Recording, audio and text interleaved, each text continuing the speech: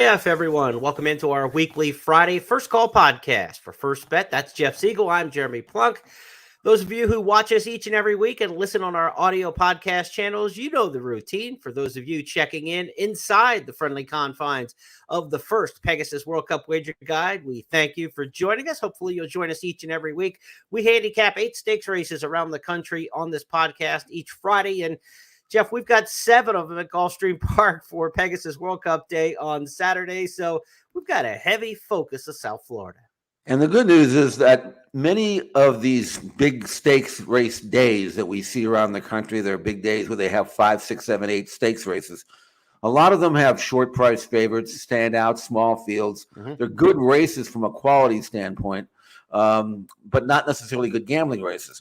This card at Gulfstream Park on Saturday, the Pegasus World Cup card, is unlike most of them. There are some excellent, superior wagering opportunities, price horses that I think have very good chances. So I can't wait. Not only high quality racing, but high quality gambling opportunities. Fantastic card. Kudos to the racing office down at Gulfstream Park. I can't wait to dive in and do some handicapping and then get down and dirty tomorrow. Be sure to check out that first Pegasus World Cup Wager Guide. It is available now with handicappers all across the first family. Go to the main platforms on your app or on the website versions. The web versions of both websites will give you links into the Wager Guide for the first Pegasus World Cup Wager Guide, with information in there for myself, Jeff, Eddie Olczyk, Millie Ball, Zoe Cadman, the handicappers down at Gulfstream, Samantha Perry, Brian Natto, all the handicappers across the first family checking in for their opinions. And we also have the First Bet Artificial Intelligence. It's picking an upset winner in the Pegasus World Cup. You'll have to go to the Wager Guide to check that out. Free to access. Be sure to check out that Wager Guide in our 8th year, because this is Pegasus World Cup number 8. Okay, let's give you the lineup of stakes races that we will handicap here for the benefit of those you watching. Be sure to hit the like button and the follow, and get us some more followers for our First Call podcast if you're on our video channels. If you're listening in on our audio channels, here are the races that we will handicap for Saturday, January 27th. We'll start off with the La Previante at Gulfstream Park.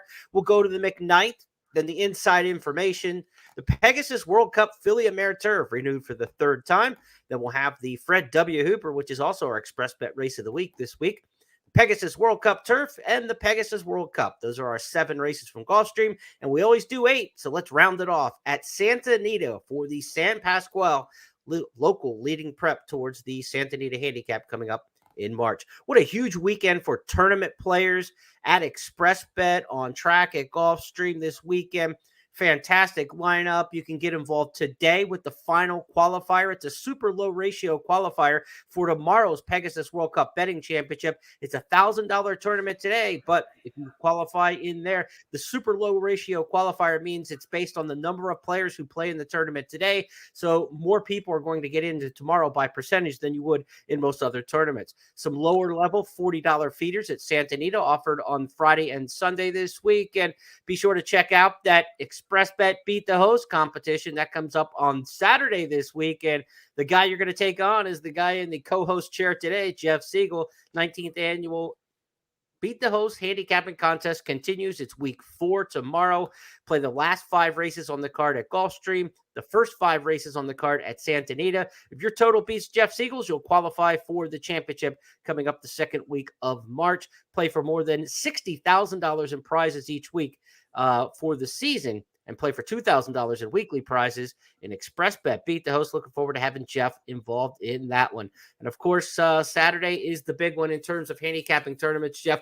Pegasus World Cup Betting Challenge, one of the biggest high money tournaments. You've got like the NHC and the Pegasus World Cup Betting Challenge, the Breeders' Cup Betting Challenge. These are like the big 3 in the tournament scene with the most money on the line. So good luck to players taking part in that. You can play it online through Express Bet. You don't have to travel all the way to Florida to do so. But if you are in Florida, of course, for Pegasus World Cup Day, playing that World Cup Championship, betting championship, one of the highlights of the tournament scene for the year. So let's talk handicapping. Let's try to get some winners on these Saturday cards, specifically at Gulfstream Park. First post 11 a.m. for Pegasus World Cup Day, 13 race card. The first of those big stakes races that we will look at Race number 6, midway on the day. It's the La Previante, named for one of the great turf mares. 1.5 miles on the grass, as it should be. Jeff, how do you see this one shaking out? I only see 2 contenders, and I think that those are the two that are going to get most of the play on the tote. Romagna Mia on the rail, she's 8-5 on the morning line. Our Cali Kim is 9-5, and I think you would be pretty safe if you're playing any kind of rolling exotics to use just those 2. I mean, there's a few others in here that have credentials to run well, but the way these 2 have developed in recent races they have a chance to make some serious money in these marathon races. There aren't that many of them, but if you can do it and do it the way Romagna Mia and our Cali Kim have been doing it, you're going to do some good work this year. Our Cali Kim, I put her on top. She's won 4 in a row. Look at her record since the layoff, Jeremy.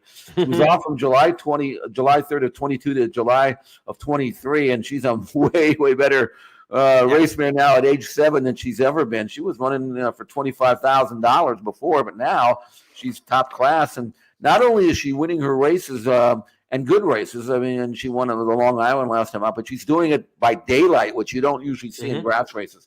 Romagna Mia is a former Italian race mare, and she's gotten good as well. Won the Dowager at Keeneland, Jeremy, at Keeneland, and did that at the 1.5-mile distance. Came back and tried the all-weather and handled that easily.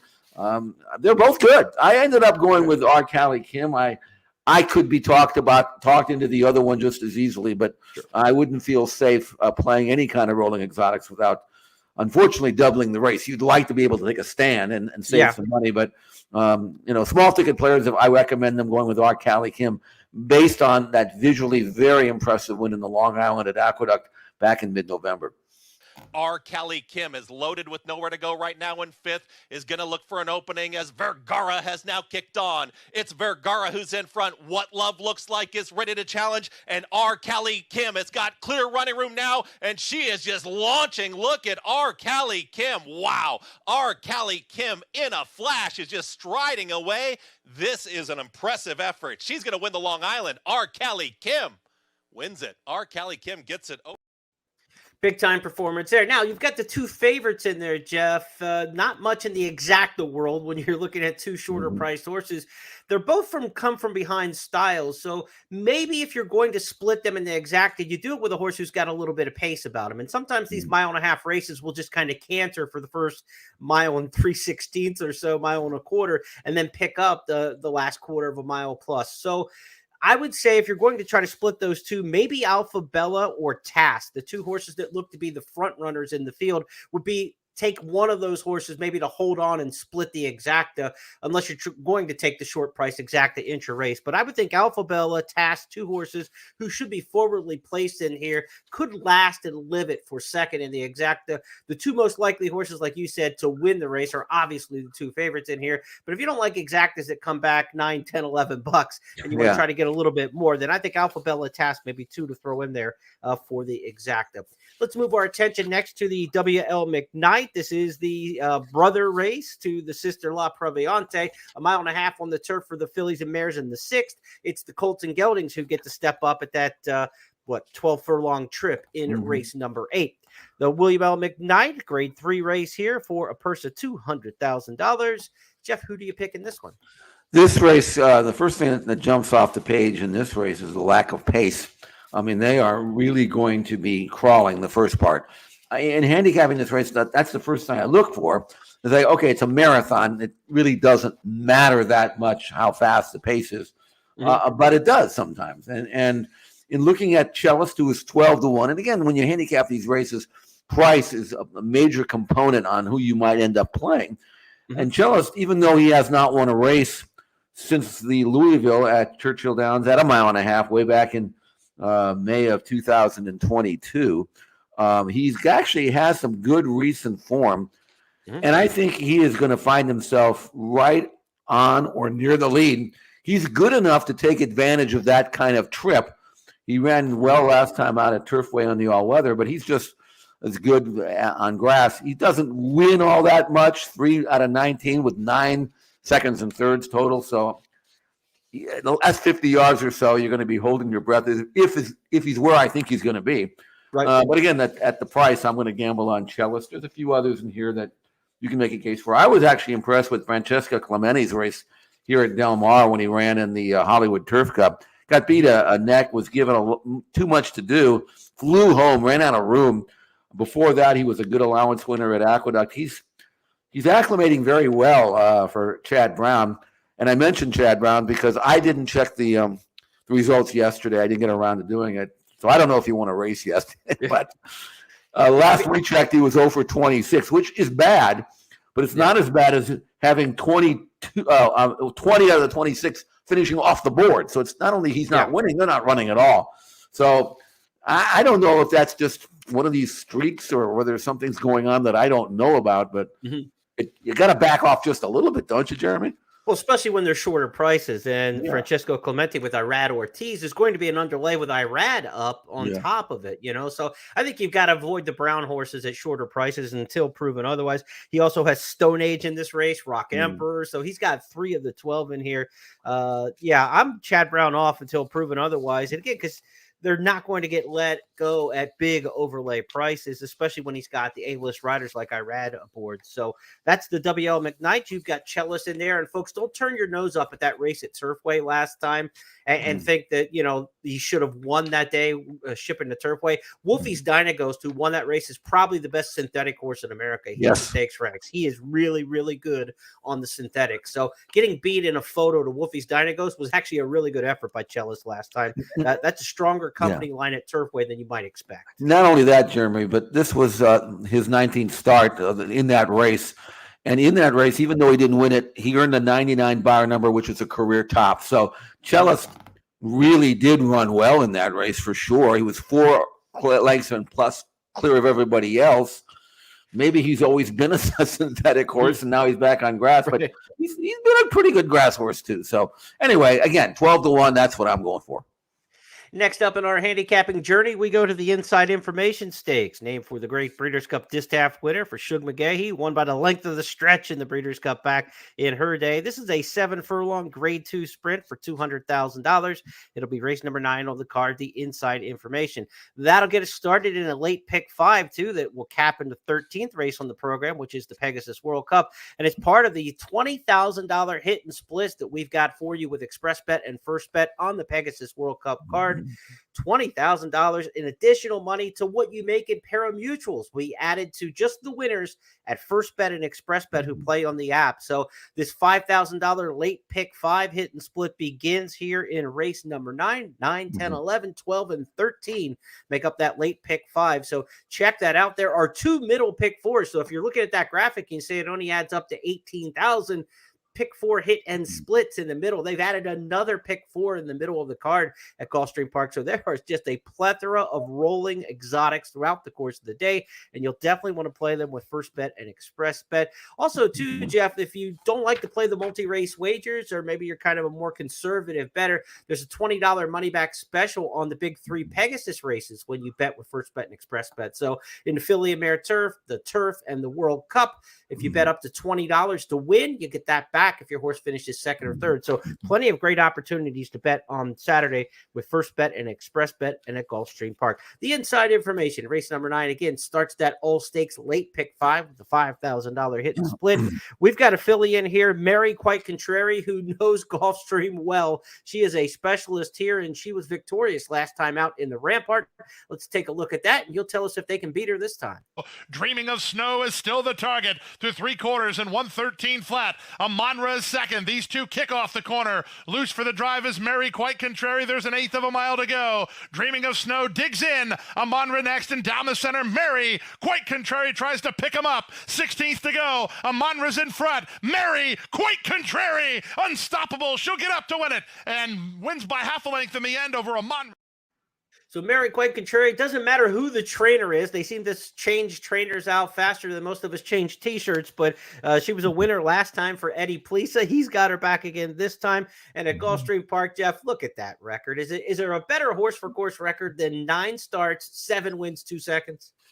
Especially when you consider the company that she's running against in those 9 races. And not only that, but as good as she is at Gulfstream Park, she's just about as good, if not better, at this 7-furlong distance. 8 starts, 4 wins in 3 seconds. Yeah.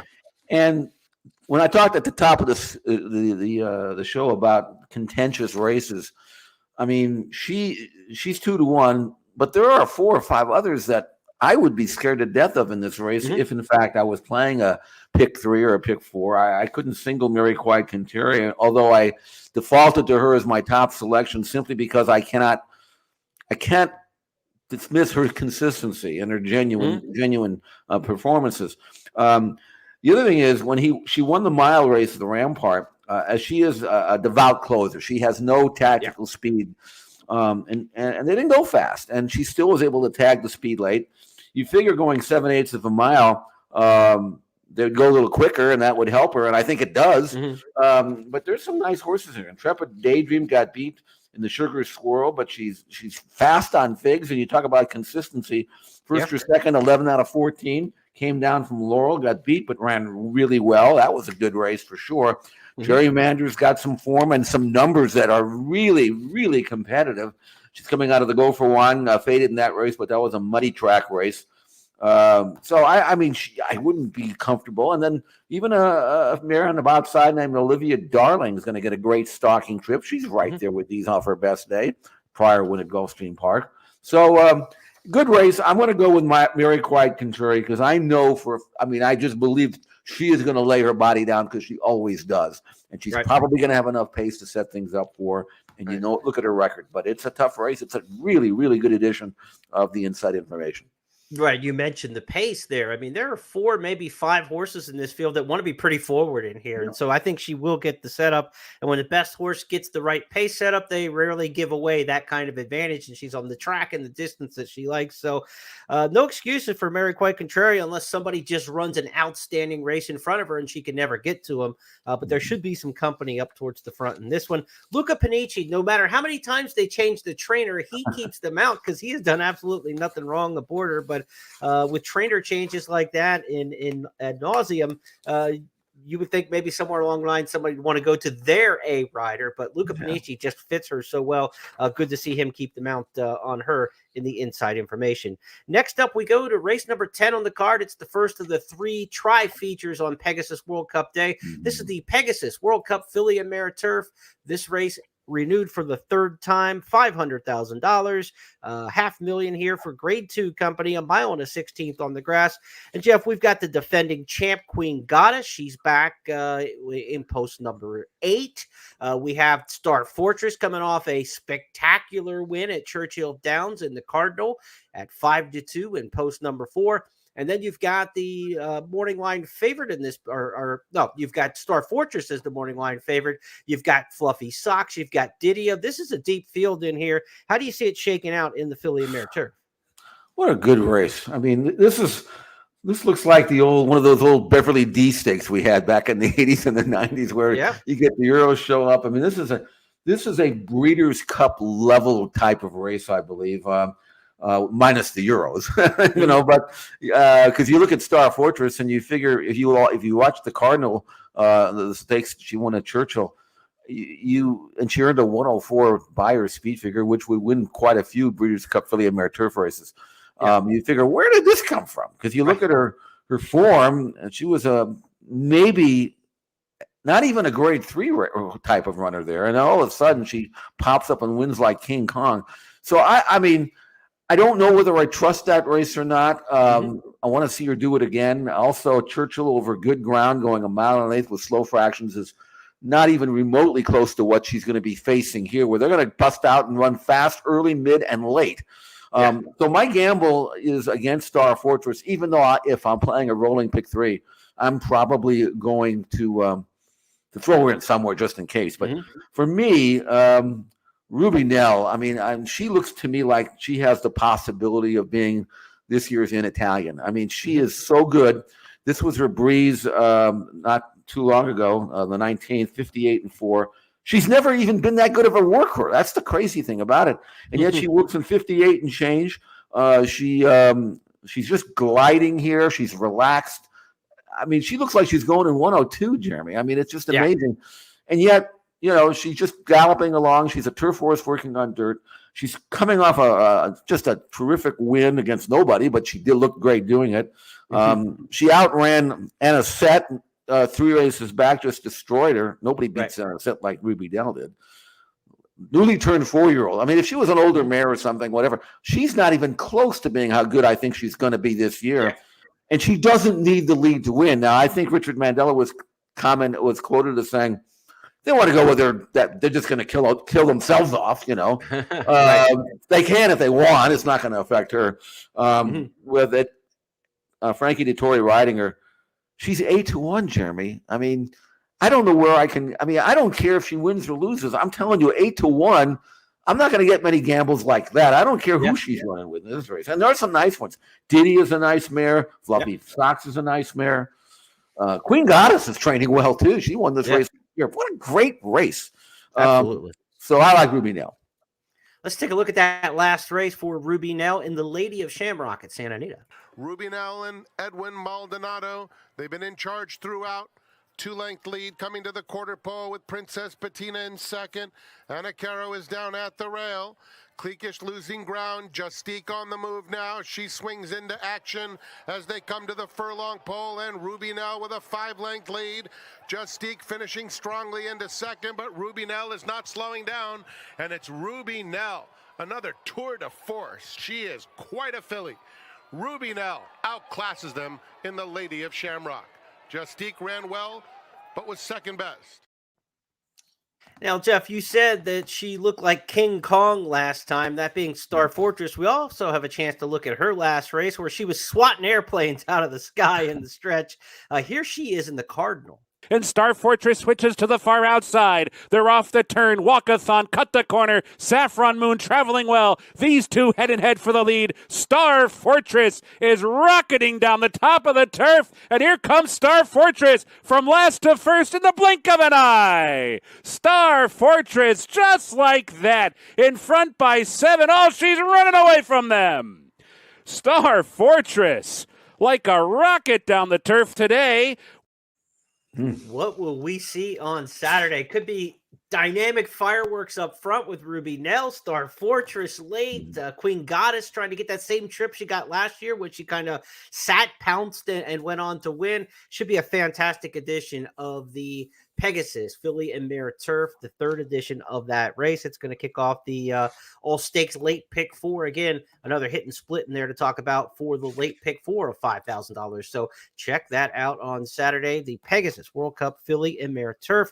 Let's go to race 11 next on the card. This is going to be the Fred W. Hooper Stakes. It's our express bet race of the week. We try to get you a different race than what we have in the wager guide. You're saying, why in the world with a $3 million race is the race of the week? The $100,000 Hooper Grade 3 event, $150,000, because we've got you covered in the Pegasus World Cup wager guide for all the big races. So head to the wager guide for that. A little extra coverage in our race of the week email newsletters. So I took on the Fred W. Hooper, the 1 mile race here. Jeff Hijazi, one of the horses from Southern California, who will make a road trip in this one. We saw this horse go to Keeneland for the Lafayette and run pretty well on the road back in the spring of 2023. Tries the road trip for the second career time. What do you make of Hijazi? $3.5 million runner who hasn't lived up to that price tag to this point, but really hasn't done a whole lot wrong either. He's just kind of waiting for a breakout kind of race.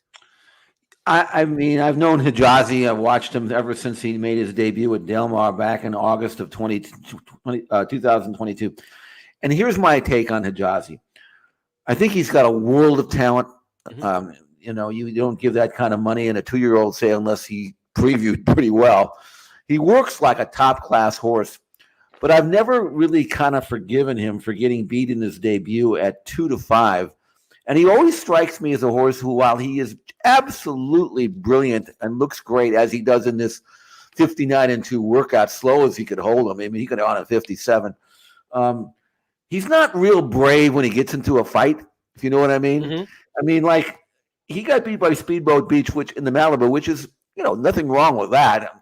Right. But when they went head and head at the 8th pole, I knew Speedboat Beach was going to outgut Hijazi. I just knew it. You know, I'd seen it happen, and that's what happened. Hijazi did stay on nicely and was 3 clear of everybody else. He's back-to-back 99 buyer numbers. He's had a triple-digit buyer number, so it's not like he's not fast on numbers.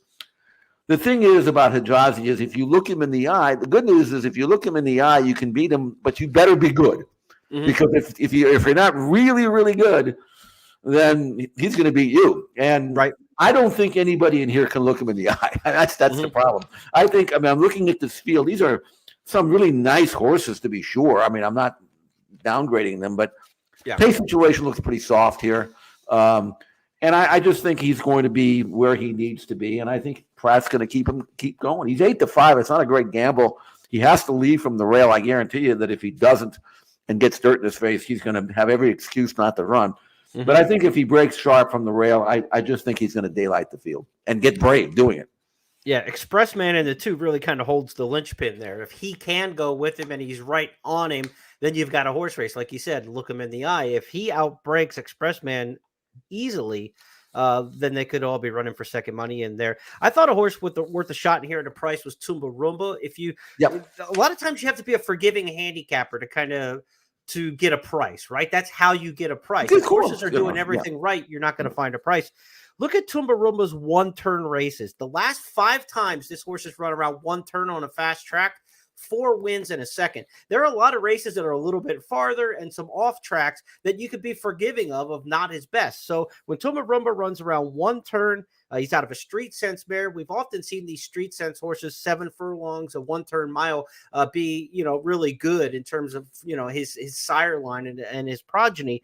I think Tumba Roomba's got a shot in here, and Brian Lynch is just absolutely, spectacular at this meet, winning 35%. Everything he sends out on the track has just been fantastic with, more than a dozen winners already at the session. So I gave Tumba Roomba a shot in here as the upset pick for me. But Hijazi is absolutely the horse to beat. We will see how that shakes out when we get to the tote. Or are we going to get the price? I mean, I want about 8-1 on Tumba Roomba. I don't want to get too much lower than that. And you wonder how many people are going to bandwagon on Lynch with as strong as his stats have been at the meet if you get an underlay. If he's 9-2 or something like that, I don't know if I want him to beat Hijazi at 9-2. 6-1, 8-1 is where it's got to start. It's got to be up in that range in there. I definitely have him as one of the horses that I would be using underneath. I think he's good enough. If Hijazi is better than the rest of these, okay, I can live with that. But Tumba Roomba, from that draw, can move where he wants to move and make that run. You pointed out his good form around one turn. They've been running him back and forth, really. He's one of the few Oscar performance offspring that hates turf. Figure that out. Right. But I think he's got a very good chance to, at a minimum, hit the board here. Yes. Let's move to the Pegasus World Cup turf next up on our handicapping soiree throughout Gulfstream Park. It's the $2 million Cove or $1 million Cove feature. I'm trying to add $1 million. It's going to have to come out of my pocket if I say $2 million. So the $1 million Pegasus World Cup turf in here, 1 mile and an eighth. This race presented by First Bet. So we are the title sponsors of the Pegasus World Cup turf. Be sure to bet this race with First Bet, and you'll get a $20 money back special on your win bets if they finish second or third. All 3 of the big Pegasus races 10, 12, and 13, have that $20 money back special if your win bets finish second or third. So let's go to the Pegasus World Cup turf, Jeff, and look at the field. And this is a really good field. Field of 14 entered. Only 12 will start. We've got a couple also eligibles in the 13 and 14. You've got the brilliant filly from Ireland, Warm Heart. She's been a world traveler. She's the 9-5 morning line favorite. Integration, the 3-year-old last year who won all 3 career starts in style, steps up in class to take on older horses and to take on a world-class mare, but he has done absolutely nothing wrong. Those are the 2 headliners. You have a Tone back for a title defense after winning this race last year. It would be an upset if he can pull 2 in a row. Yeah, I had this race for the betting guide, and I really got into it and watched all the video, did all the groundwork that I have to do to make the selections and do the analysis. And I actually came up with enough reasons to try to beat the favorite, even though I have a tremendous amount of respect for Warm Heart. But this is her last start. She's been all around the world. She's been, given some tough assignments, and she's performed so well. Her race against Inspiral and the Breeders' Cup Philly Mare Turf was spectacular. I thought she was below form, though, in Hong Kong when she hit the front in the upper stretch and didn't put up a lot of resistance in the final stages and finished third with a fading, third, beaten more than 3 lengths. Now she's got one more race. She's also backing up in trip. It looks to me like she's a mile and a quarter type at best, and this is a mile and an eighth, and it's over a firm ground that she's going to have to quicken early, middle, and late. So I ended up going with the 3 turning 4. That's the young horse Integration, making his first start after winning a pair of graded stakes against 3-year-olds, doing it stylishly, training well for Shug McGahee. Lovely inside draw, good tactical speed, the ability to the turn of foot that you need to win a race like this from the quarter pole home, and an undefeated quality road colt who brought $700,000 as a yearling. So he's always supposed to be good, and he is. And I would suggest that he will continue with the kind of trip I think he's going to get to continue his winning ways and take on the toughest assignment of his career and pass with flying colors. His Mama Harmonize had a real nice turn of foot for Bill Mott. She was a good stakes mare. Remember her winning at Keeneland at 2 and then going on to stakes later in her career as well. Let's see Integration, who's the newcomer to this scene, getting his first chance on the big stage. Laurel Valley has kicked. Equitize is now sprinting for home. So is Integration, and Integration is trying to fend off an I'm Very Busy who's trying to move towards the outside, but Integration is just sprinting clear. Look at this run, is drifting well out, but Integration is now opening up on this field, is well out into the turf course, but no doubt about your winner. Integration, much the best here at 4-5 in the Hill Prince. If you're looking for a price underneath, maybe give a Tone a little look. He did well in this race last year. He's coming off a mile race. He's been running a little bit shorter in his recent starts. So even at his age 7, maybe he's not as good as he once was. But these Mike Maker horses seem to just kind of hold their form throughout their venerable years. And so I would not be surprised if that mile allowance race isn't actually a really good prep towards this. Not asking too much of him, not too demanding. Mile races are about the least demanding races there are in horse racing for these horses, because they get a reasonable pace and they just kind of quicken up over the last quarter of a mile. I wouldn't be surprised if Ocean Murphy and a Tone are able to have a little action here late and get into the mix and could be in the certainly in the superfecta mix. But if you're trying to get up into the exactas where you don't want Integration and Warm Heart, and honestly, I think if you think Warm Heart is vulnerable in this race, I don't think you really want a better second in the exacta. If she's as good as she has been, she's going to win the race probably, unless Integration is just next level, like we saw with Up to the Mark last year, a horse who was absolutely skyrocketing at the time, and was pointing out that he's going to be the best turf horse in the country. If Integration is that kind of horse, maybe he beats her on the square. But I just kind of think if Warm Heart loses, I don't want her second in the exacta either. Right. I agree with you. I'll tell you a horse that you probably should throw in. I don't know if he's going to be 15-1 is Web Slinger. Know him from California out here. Both of his races here in the Twilight Derby, that was Breeders' Cup weekend, and then the Hollywood Derby were really good. He's got a really good turn of foot. I'm not sure if his lack of a tactical speed puts him in a position where maybe he can't get up and win. But if you're talking about exactas underneath, I mean, I would be disappointed and surprised if he doesn't make a serious run from the top of the stretch to the wire. He may be given too much to do at that stage, but again, as exacta or trifecta players at a price, I think you probably should consider Web Slinger somewhere on your ticket. Yeah, I think you'll probably get a really fair price and a big price on him, because Edgar Zayas, the rider, is just not going to take any money in a race where this is non-Breeders' Cup Day. This is the best international jockey race I have ever seen in the United States. Ocean Murphy, you've got David Egan, you've got Ryan Moore, and you've got Frankie Dettori, all in an American race. I mean, that's unbelievable. Then you take in the American superstars and Tyler Gaffleone picking up the mount here, Eclipse Award finalist. He picks up the mount on Integration, gets back on Integration. We talked about that in our Tuesday podcast, replacing Kendrick Carmouche. You've got Irad Ortiz. You've got all the cast of characters you expect to see amongst the top American jockeys on the grass. But those 4 international riders, including 2 or 3 of the biggest names in the entire world riding in this race, this is as good as it gets in a jockey race that we've ever seen on a non-Breeders' Cup Day.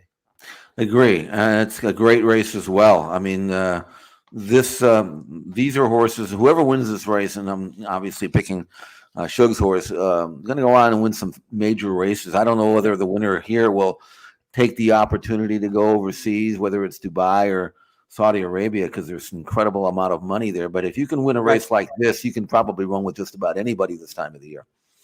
Let's go next to the main event, the $3 million Pegasus World Cup, run for the 8th time. We've seen horses come out of the Breeders' Cup Dirt Mile and win this race. We've seen horses come out of the Breeders' Cup Classic and win this race. What we've never seen is a horse who won a Triple Crown race also win the Pegasus World Cup. National Treasure has a chance to do that. He's the name and the morning line favorite in this year's field of 13. Brian Nadeau, track morning line odds maker at Gulfstream Park, now made National Treasure the 9-5 morning line favorite from post 7. First Mission starts right next door. He's the 7-2 second choice. Jeff, I know you like Hoist the Gold in here, though, a horse who's got some early speed. Well, I'm gambling on him. I mean, he could win, he could run last, but at 12-1, I'm going to gamble that Johnny Velasquez is going to come out like a quarter horse rider and put this horse on the lead. And if he is allowed to make the lead, then 12-1 becomes good. If he can't, tear up your ticket because he's not sitting second or third behind National Treasure. That I promise you. I was interested in some of the quotes that Dallas Stewart, though, made. Of course, this is a horse that won the Cigar Mile. He won that race by 4.5 lengths. He earned a 109 buyer number, which if he could do that at 1 1/8, he'd win. Right. But it wasn't off track, and it was 1-turn mile. But I did go back and watch that race, and Hoist the Gold was farther in front, galloping out to the clubhouse turn than he was at the wire, so he wasn't getting tired. No. Even Dallas said, look, we tried him once around 2 turns. He didn't run that well. That was last year. He's a way better horse now than he was then. He's training unbelievably well at Fairgrounds. So he kind of added fuel to the fire in saying, okay, I'm going to gamble at 12-1. I've bet on a lot worse 12-1 shots than him. And yet I know that if I'm in the paddock giving instructions to Johnny V, I would say, I don't care where you finish, just don't let National Treasure get in front, because if you do, you'll never catch him, and he'll probably win. And National Treasure, if you look at his form, he's never won a race in which he didn't make the lead. And technically, I mean, theoretically, you'd say, okay, if you're Baffert, you'd say, look, that horse wants to go. He's fast. Don't go ahead and hit with him because you'll kill each other off. So just sit there. And hopefully he can't go this far. Yeah, that's true, but we've never won that way before. And we've had, it's not like we've had 4 or 5 chances. When I've seen this horse, he sits and there's nothing. Right. But when he gets the lead, as he did in the Breeders' Cup Mile, he's a bear. I mean, it took the Horse of the Year to barely get by him last time out. So I don't know what to tell you on this. It's a race within a race, and it's a really spectacular race. One thing I will say about National Treasure, because of the presence of Hoist the Gold, I don't think I would take 9-5 on him. But on the other hand, if you could let me bet at the 3/4 pole, I might. It's a little too late, though. He looked good at the 3/4 pole last time in the Breeders' Cup Dirt Mile, but like you said, it took last night's Horse of the Year named horse, Cody's Wish, to come and get him. Let's go back to that one on Breeders' Cup Day at Santa Anita. National Treasure has a 2-length lead here. Skippy Longstocking is second. Cody's Wish has made his way up into third, and they're into the stretch. And it's National Treasure still there. Cody's Wish in between horses. Now up into second. On the outside, it's Skippy Longstocking. Here comes Cody's Wish alongside of National Treasure. Cody's Wish takes the lead. Cody's Wish and National Treasure coming down to the line, fighting back National Treasure. Oh, Cody's Wish! Cody's Wish! I think he won it by a nose on the white. So fantastic race, maybe the race of the year. Probably was the race of the year. It was, a fantastic finish there for many, many reasons on the feel-good side of things. When we get to Saturday, though, we're not talking sentiment, and from a gambling standpoint, National Treasure at a short price to me is risky business. I think there's other pace in there, and like you said, he hasn't proved that he can shrug off other speed horses. When Baffert's got the horse for the Pegasus World Cup, he's awfully tough, but he's also brought some horses in here that were just kind of okay, and they haven't run off the screen. And I think National Treasure's closer to the okay than a star horse from a Baffert stable. A lot of people would love to have National Treasure in their barn, but if you look at the role of superstars Baffert's had over the years, National Treasure's not going to roll off the tongue with some of those. So I think he's vulnerable in this particular spot. The horse who's sitting 3rd or 4th in this race could get a pretty good first over trip if those two do lock up. Skippy Longstocking for post 12. Let's go back to the field here so people can see where these horses are starting from. Skippy Longstocking for post 12 is probably going to have to go towards the front up from that outside draw. He kind of wants to be forwardly placed anyway, but with the 12 hole, may have to go a little bit more. That leaves First Mission to me in post number 8 as kind of the horse who's going to trip out and get the best chance in here. He's going to have, 3 horses in front of him probably, and he'll get first run on some of the deep closers. We know there's some good closers in this race. Senor Buscador can come with the run. Dynamic One. O'Connor can come with a good run. Il Miracolo can come with a good run. So who gets the first, that first push on the speed horses might have the advantage in here. And that's why I lean towards First Mission in here. He's got really good Brisk late pace figures. I like the late pace figures from Brisk because they kind of tell me everybody's trying at the end of the race. What do you have left in the tank? So I kind of like late pace figures in races where I think there's going to be a setup. Mm-hmm. He's got really good ones. Senor Buscador has really good Brisk late pace figures, but he's going to be coming from a lot farther back. And Gulfstream Park, typically deep closers don't win the 2-turn races like this. And on a big day, you got to think the track's going to be really fast. It typically plays that way. There is a forecast for a tiny bit of moisture Saturday and into Sunday, but it's like light rain and like 15-20% chance of rain. So we're not going to look at an off track, but a little bit of moisture in the track tightens it up and makes it even faster. So I think it'll be a fast track that kind of makes it tough on the Senor Buscadors and the O'Connors and some of those horses that want to come from farther back. I think they've got a good shot to hit the board. But if you're going to win the Pegasus World Cup here, Jeff, I think you're going to be amongst the first, 3-4 down the backstretch. And I think I'm pretty sure this stat is in the wager guide, but I'm doing it off the top of my head. I think all 7 winners of this race have been within 3 lengths of the lead at the half-mile mark. Nobody has closed to win this race. So I think that's the magic mark. If you're about 3 lengths off the lead, you might get a really good trip. No question about it. That's true at Gulfstream and most tracks, really. I think I would say that from a gambling standpoint, Senor Buscador at 20-1, I could see him clunk up and get a piece of it, third or fourth, or maybe, I don't know. It depends on how fast they go the first part. Yeah. So for me, First Mission is absolutely the trip horse. There's no getting around it. Yeah. He's been finishing really fast, but that's a function of going really slow the first part. Right. So I don't know how fast they're going to be and whether First Mission will be able to accelerate into a teeth of a really hot pace. Mm-hmm. He's never really had to do that. But he's only had a handful of starts. He's got upside. Maybe the others don't have. He's 7-2. That's spot what you expect.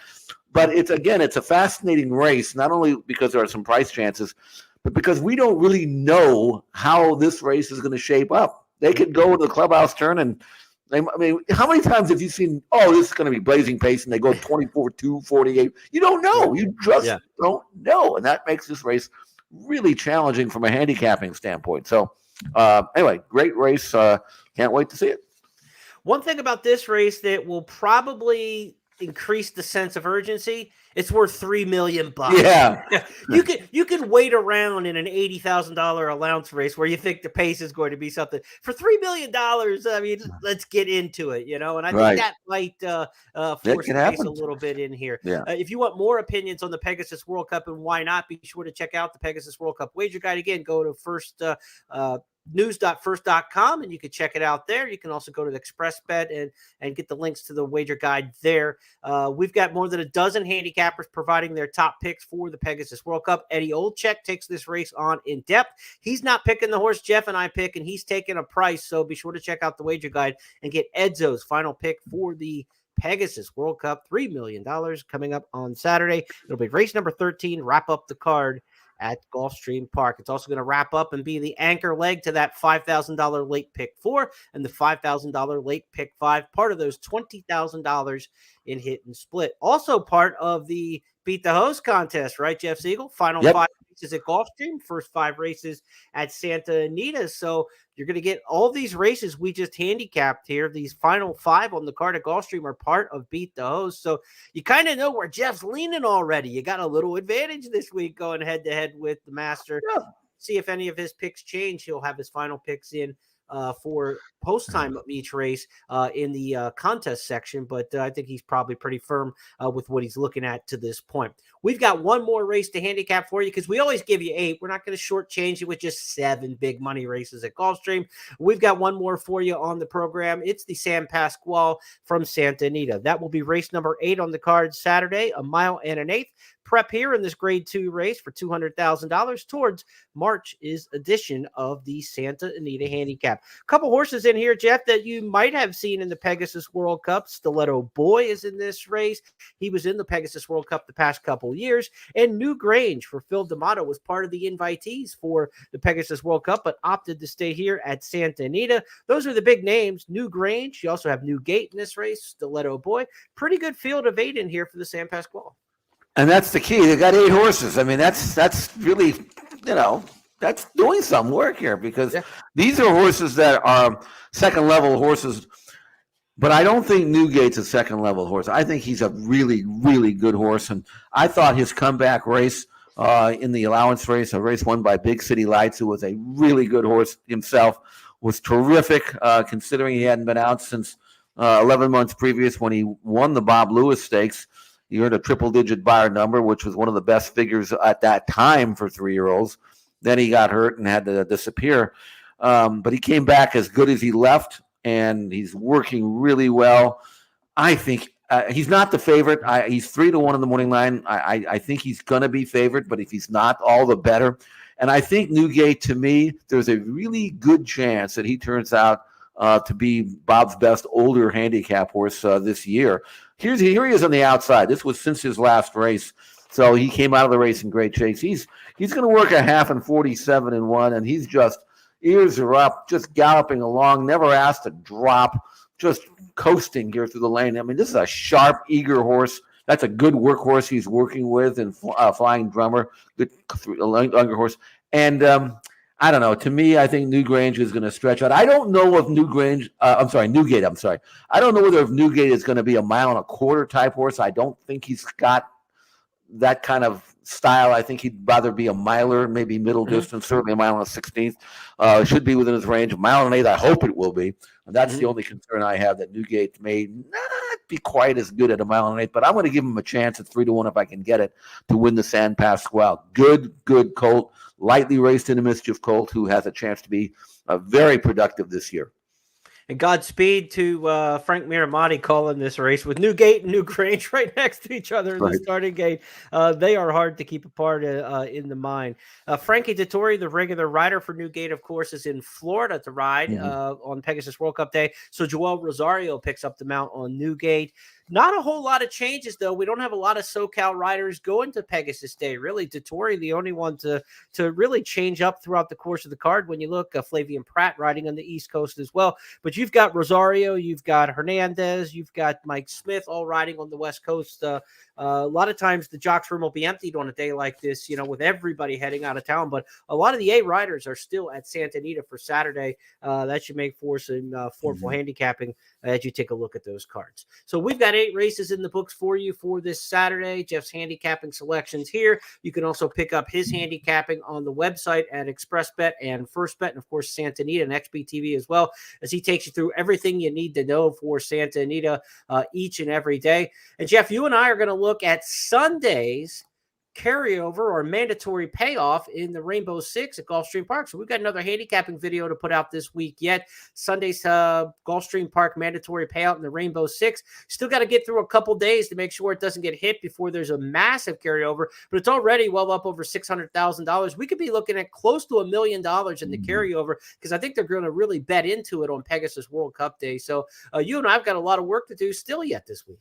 Yeah, I mean, I've done a lot of work already. I mean, I got my What You Need to Know column for Friday, which is today at Santa Anita. We'll have it Saturday and Sunday as well. I've also been inspired to do a full card analysis and wagering strategies for the Pegasus, the entire card at Gulfstream Park Saturday. I will upload that later this afternoon, and so you can get a head start on that. I mean, this is an enhanced version too. I mean, this. I really went to town on that, got the latest listing of our horses that make eye-catching workout sheets. We've got a couple, 2, 3 running this weekend, Jeremy. So check that out. That's been uploaded and updated for today. So yeah, I mean, the information's there. It's all at expressbet.com. It's also at santanita.com and xptv.com. So there's places where you can find it. And I'm geeked. I'm ready to roll. Let's do it. You think you could beat this guy and beat the host the way he's working this week, folks? I don't know. I mean, he's outworking me and making me look like a sloth. So I'll tell you what, you've got your work cut out for you in the Beat the Host contest on Saturday. Again, just a $50 tournament to play, 5 $10 win bets, final 5 races at Santa Anita, or final 5 races at Gulfstream, first 5 races at Santa Anita. Go head-to-head, beat Jeff's total. Again, play for $60,000 in seasonal prizes. And again, we want to wish best of luck to the high rollers out there as well who are playing this weekend in the Pegasus World Cup betting championship. Huge tournament there. We host at ExpressBet online. The best place to play handicapping tournaments online, obviously, in the pari-mutuel game is ExpressBet. So a lot of great offerings for you. Give you a chance, again, look at that schedule of the races we handicap, but the tournaments that we have this weekend, starting today with the super low ratio qualifier, $1,000 handicapping tournament at Gulfstream to get you into tomorrow's Pegasus World Cup betting championship. That $5,000 handicapping contest is tomorrow. Just $50 in Beat the Host. And then if you want to play on Sunday, we got another big handicapping tournament, the Gulfstream Challenge, for $1,250. So what a great opportunity to play the handicapping contest this weekend. That's going to wrap up this edition of the First Call Podcast. Thanks for listening on our audio channels. If you're watching on Twitter, if you're watching on X and YouTube, be sure to share this, like it, follow us, and we do it each and every week. For those of you watching inside the first Pegasus Wager Guide, thank you. We appreciate you going and accessing the guide and taking advantage of all that great information. And we hope you come back and play the races with us sometime soon. Jeff and I, still this weekend, will give you a look at Sunday's Gulfstream mandatory payout in the Rainbow Six on Sunday. On behalf of everybody with First Bet, Gulfstream, Santa Anita, the Maryland Jockey Club, Golden Gate Fields, and more, he's Jeff Siegel. I'm Jeremy Plonk. Have a great weekend, everybody. Good luck in the Pegasus.